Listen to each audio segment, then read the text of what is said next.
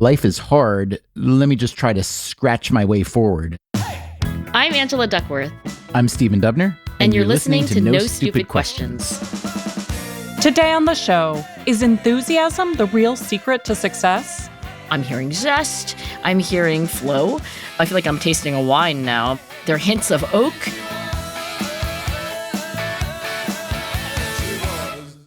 Angela, I have a question that's both a problem and a solution. A puzzle wrapped in enigma covered with mystery. So I've been preparing for a golf competition that's coming up in California. There is a thing in golf called a Pro-Am, which is attached to a professional tournament. The day or 2 or 3 days before it, there is a competition where one pro will play with a few amateurs. And the one I'm playing in is a little bit different. It's a collegiate challenge where there are college players. So there will be a foursome with the best college player from a given program, a pro that they'll be matched up with, and then 2 alumni of that institution. I'm playing as an alum with a Columbia golfer and another Columbia alum and a pro.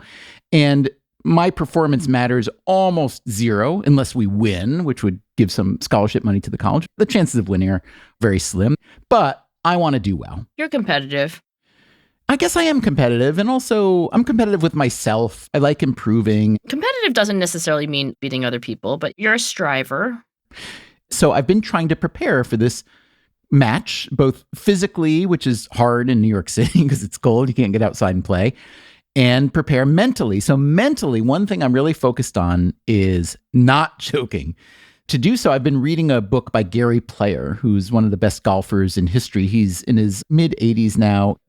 And this book he wrote some years ago is called, quite directly, Don't Choke, A Champion's Guide to Winning Under Pressure. So I've been reading this, and I can't say that I've learned all that much about choking. The book is not really about choking. It's more of a manual for how Gary Player approached the game generally. He was known for being very strong mentally and for pursuing physical fitness at a much higher level than anyone of his era. So he writes about these aspects of his game. He would practice and practice and practice. He'd get up at 5 a.m. in a strange town to go find a gym to lift weights.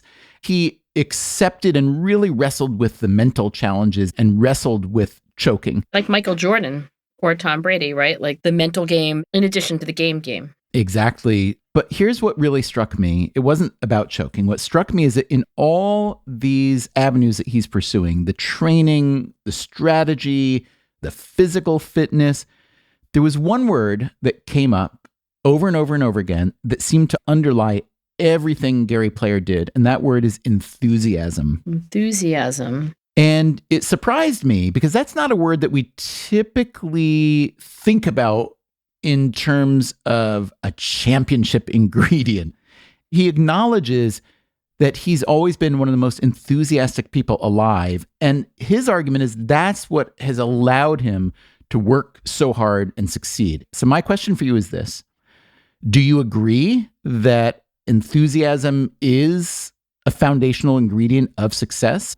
And if you do, what's your best advice to increase one's enthusiasm, especially if it's not as naturally sky high as Gary Player's or maybe even yours? I love this question, but I wonder whether Gary Player means enthusiasm as in energy. He's just like a bunny rabbit, doesn't sleep a lot. Is that the gift that he's talking about? I would say no. I think his enthusiasm is defined at, here, I'll read you a little bit. Please. I had brainwashed myself to be enthusiastic about everything good in my game and to keep building my own confidence. That enthusiasm is what carried me from the golf course to the gym to keep working hard at getting better. Focus 100% on what you are busy with. Immerse yourself in it and do it with enthusiasm. Okay, so now it's not just that he has like superhuman energy, because by the way, that has also been posited by some to be a predictor of success. Like Teddy Roosevelt famously, prodigious amounts of energy, but that's not what Gary Player is talking about. When he talks about enthusiasm, does he mean that 100% or close to that of whatever energy you do have is directed like a laser beam on what you're doing. I mean, if you imagine that a person this is not easy to imagine, but imagine that a person is a set of arrows. A person is a set of arrows. I know it's a bit of a stretch, but stay with me. So when you have goal conflict, it's like we have an arrow pulling you in one direction, but you have an arrow pulling you in another direction. It's like I kind of want to eat the Haagen-Dazs. I kind of really feel like I am going to get sick and I regret that. That's conflict. I think that dilutes your focus. I think what Gary Player is talking about is like all your arrows are pointing the same direction and it's what you're doing. In other words, like I'm putting. I'm not thinking about dinner. I'm not thinking about other people watching me putt. I'm just putting. Is that what he means? I think the way he defines it, enthusiasm is a mental construct that allows him to focus his mind and body on the goal at hand, even when he doesn't feel like it. Oh, like willpower. Well, when I think about willpower, I think that's a little bit closer to a form of martyrdom. In other words, it's maybe the unsmiling version of enthusiasm. I think of enthusiasm as the happy version of willpower, like, yeah, I can't wait to get on with this task. Once I'm on to this task, I cannot wait to engage with it every moment that I'm in it and focus on it.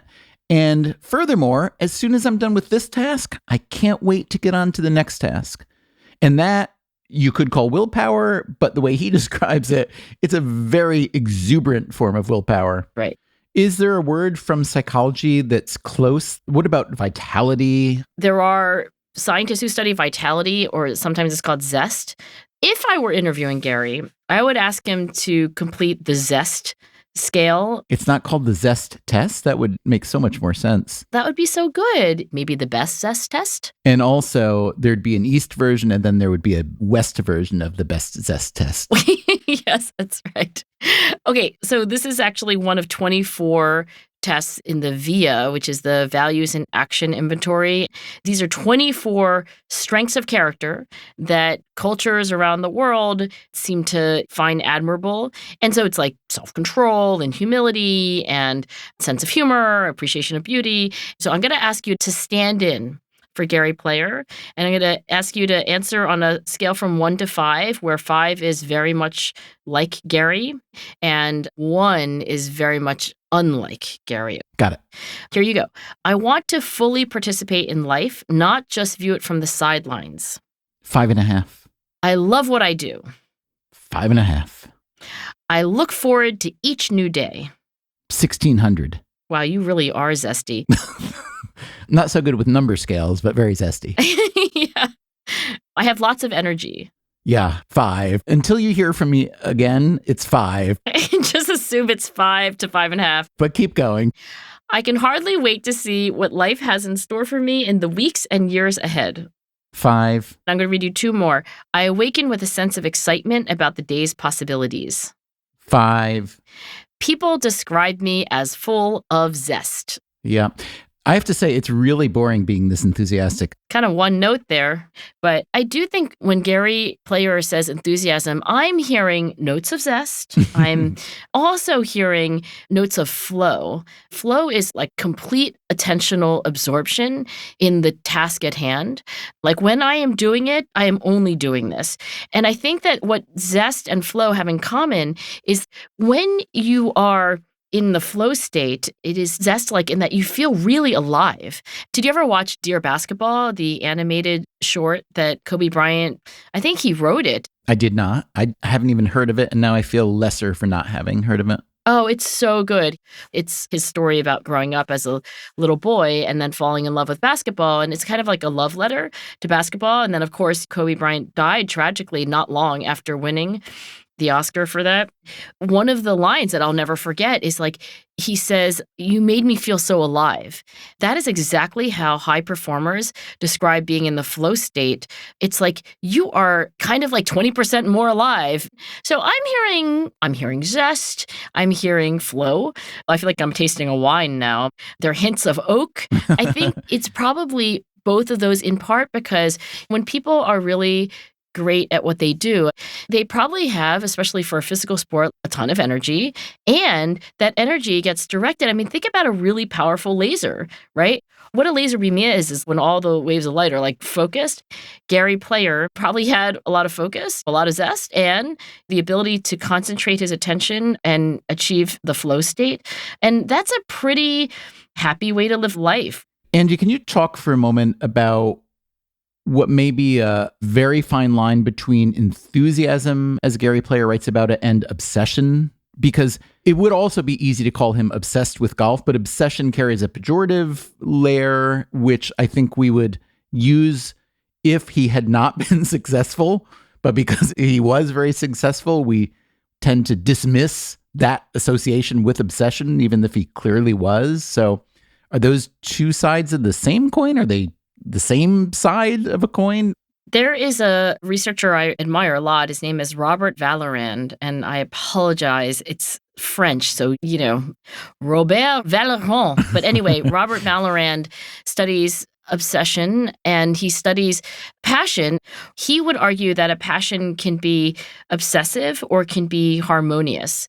And an obsessive passion is one where it's involuntary. It's also externally motivated as opposed to internally motivated. So you feel a little bit like the object of the sentence instead of the subject of the sentence. The flip side of that is harmonious passion.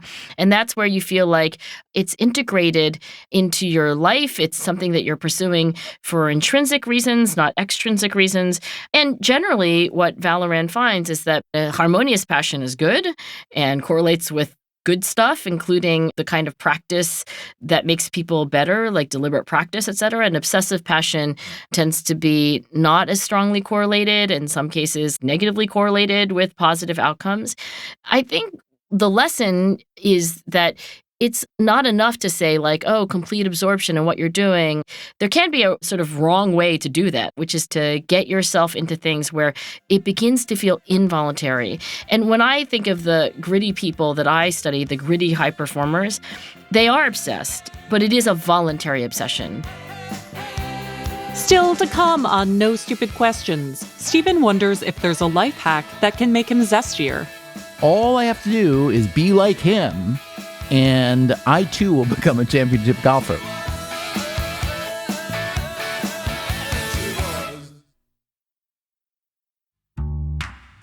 Before we return to Stephen and Angela's conversation about enthusiasm, let's hear some of your thoughts on the topic. We asked listeners to send us voice memos about the zestiest people in history. Here's what you said. Hello, NSQ. This is Andrew. I'm currently in New Orleans for Mardi Gras, and because of all the French influence here, I'm reminded of my favorite historical figure, Napoleon Bonaparte, who was a man of seemingly endless energy. He was a polymath, pretty much good at everything. So if you're talking about vitality and zeal, I can't think of anybody that matches that description better than Napoleon. People talk a lot about his conquests, but he was very well liked in France. And he died young at the age of 51, but he lived more than anybody. When I think of zest, I immediately think of Dolly Parton. She's a true Renaissance woman that has found success in multiple industries. She's a musician, an actress, a business owner, and a philanthropist. I mean, it's possible to write an entire book about her accomplishments, but she has such a dynamic, lively presence, and I hope to have even a small percentage of her zeal for life. When I think of the zestiest people throughout history, I think SpongeBob SquarePants. Anyone who goes to work every day with a smile on his face, especially when it's flipping burgers, Krabby Patties, that's a zesty person. Anyone whose favorite activity is catching jellyfish, that's a zesty person. Anyone who can play his nose like the flute, that's a zesty person. He also lives in a pineapple, which is a pretty zesty thing to do. That was, respectively, Andrew Douglas, Shay Anderson, and Alex Barbag. Thanks to them and to everyone who sent us their thoughts. Now, back to Stephen and Angela's conversation about how to harness Gary Player's unique enthusiasm. So, Gary Player, the way he defines it, enthusiasm is a force. And he actually describes it as ingrained, a hereditary trait, which I have a hard time believing that's true. I'm curious to know if you know anything about that. I think everything's hereditary. Well, everything's some portion hereditary. Exactly. I don't think there's anything that doesn't have some genetic influence. So here's an interesting conflict or potential conflict. In the case of this one particular person, Gary Player, he grew up in South Africa. He had a hard and relatively low-income childhood. He's white, so he had that going for him in that country at that time, but he had a lot of struggles. His mother died when he was very young. His father did hard physical manual labor. He worked in a gold mine, and he had kind of a hard scrabble life. Do you think that his high enthusiasm level, which he professes to have had from childhood, in a case like that is a coping mechanism to some degree, or do you think it really was a trait that he just owned? I said that I think everything has some genetic influence, and I stand by that. At the same time, you could argue that everything is shaped by the environment. And those aren't contradictory statements because they're both true. There's a theory of personality that I like a lot, and it sounds kind of Freudian almost, but I'm thinking of Tim Beck, the great psychotherapist. He said that personality is an adaptation to the environment that you develop and then basically is rewarded, and then you lean more into it. Say, for example, you're a very anxious person. Well, that's an adaptation to an environment that you perceive as threatening. So you start to think about the future. You try to avoid bad futures and carefully rethink all your decisions and so forth. That's maybe an anxious personality type, but he would say it's an adaptation.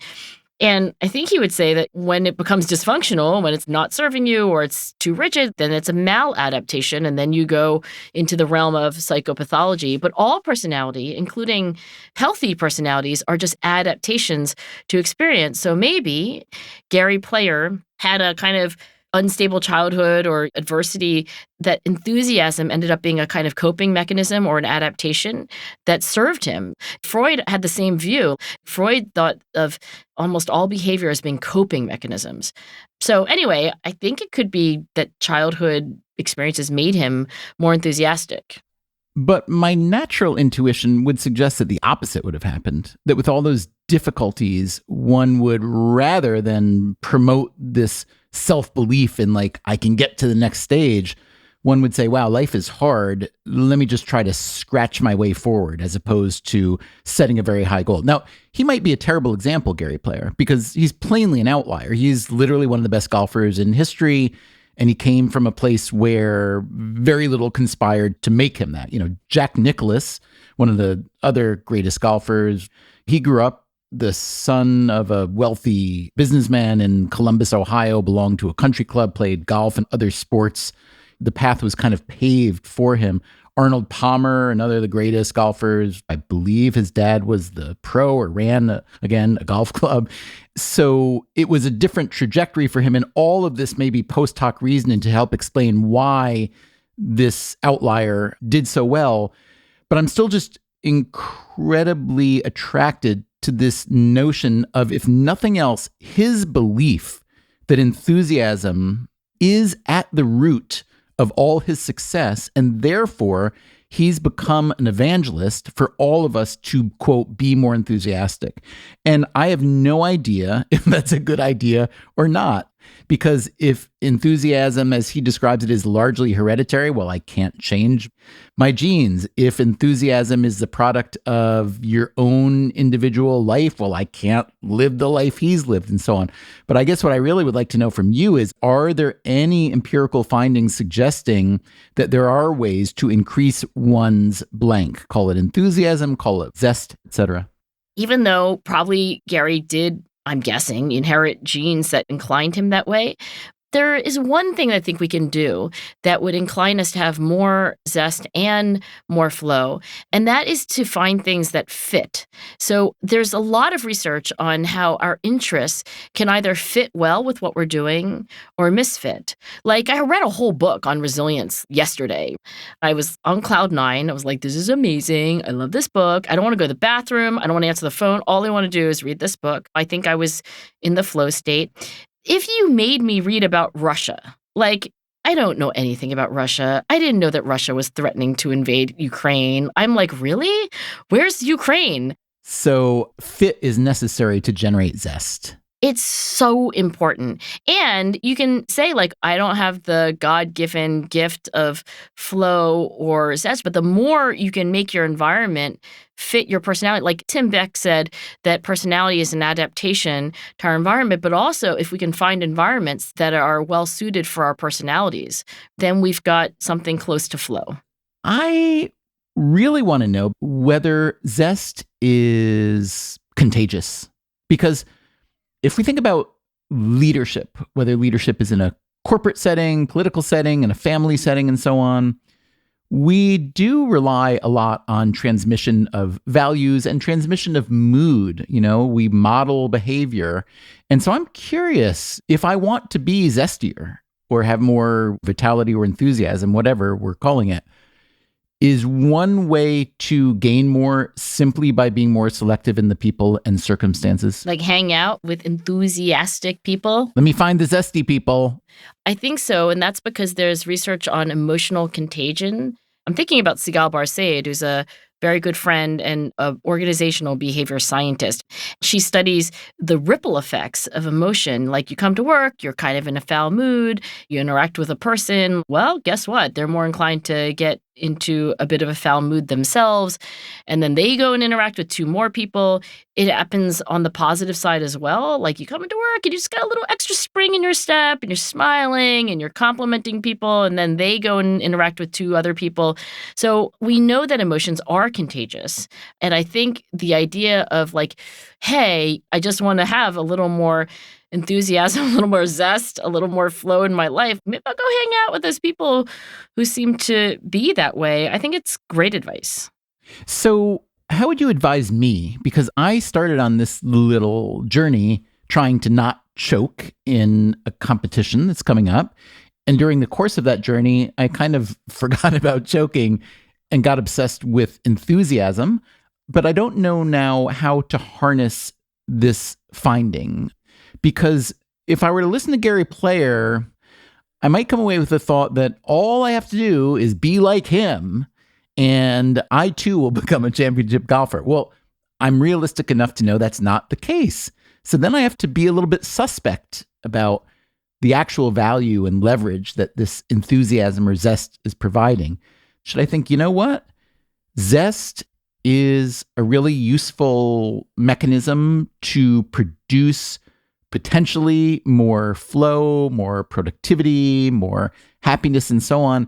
And even if I need to generate that zest somehow, maybe by hanging out with zestier folk than I, like an Angela Duckworth, that I should do that in the hopes that it will increase my actual performance. Well, what do you want, Stephen? In this small case of this one golf outing, I want to perform to the best of my ability. In other words, if I play as well as I'm capable of playing, given there will be bad shots, there just are in golf, and we come in, 25th out of 25 teams, but I played as well as I am capable, I think I'll come away with some satisfaction. If, however, I perform poorly because of the pressure, then I'll be really unhappy.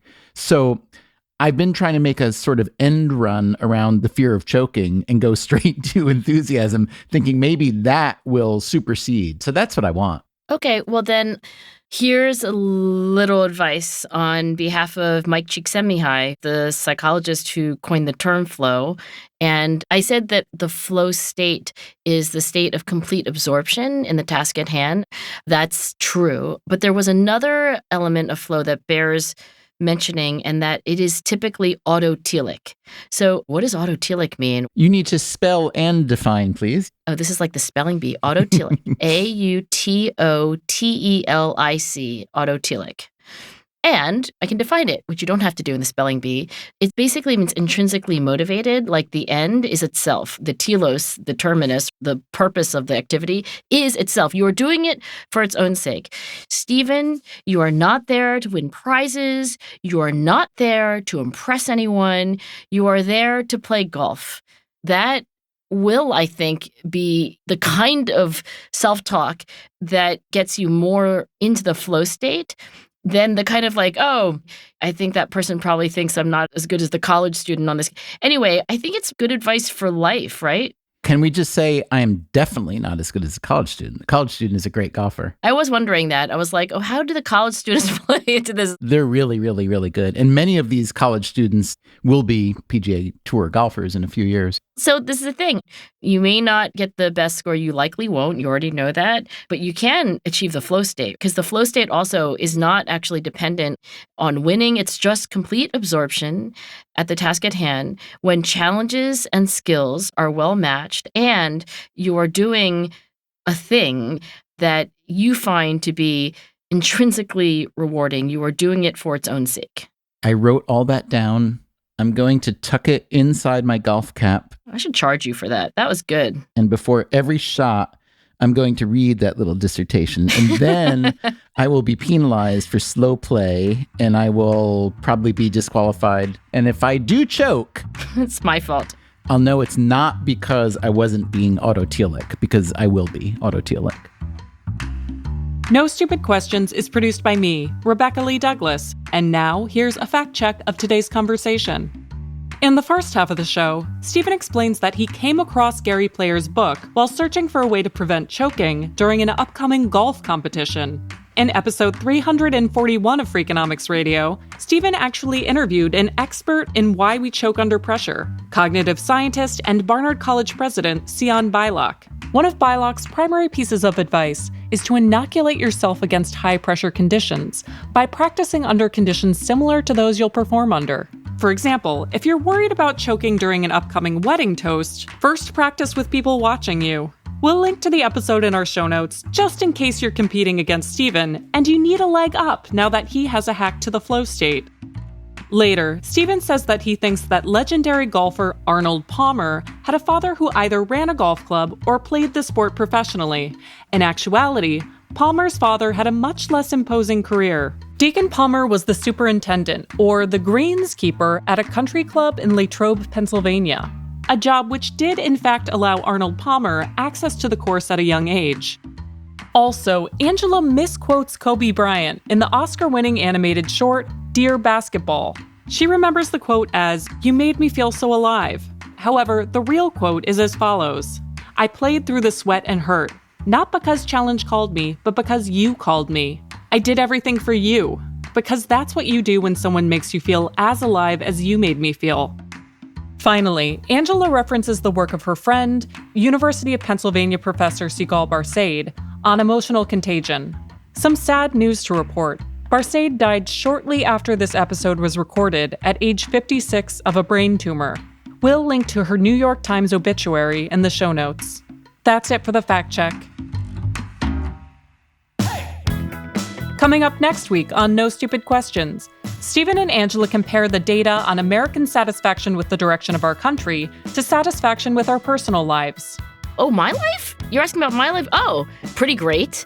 Oh, how's the United States doing? Oh, terrible. That's next week on No Stupid Questions. For that episode, we want you to let us know at what point in your life did the direction of the country seem to affect your personal life the most. To share your thoughts, send a voice memo to nsq@freakonomics.com with the subject line, My Country, My Happiness. Make sure to record someplace quiet, and please keep your thoughts to under a minute. Maybe we'll include them on the show.